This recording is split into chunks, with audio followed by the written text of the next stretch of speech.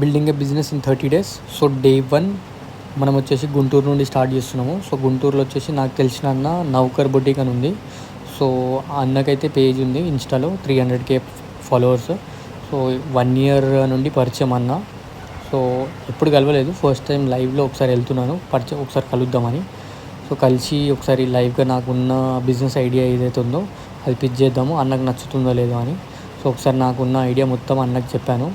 So అన్న అయితే ఒకసారి చూసినాక అన్నకైతే చాలా నచ్చింది. సో అన్న వచ్చేసి అన్నకు తెలిసిన రిఫరెన్సెస్లో కూడా ఒకసారి చెప్పి ఫీడ్బ్యాక్స్ తీసుకుందామని అన్నారు.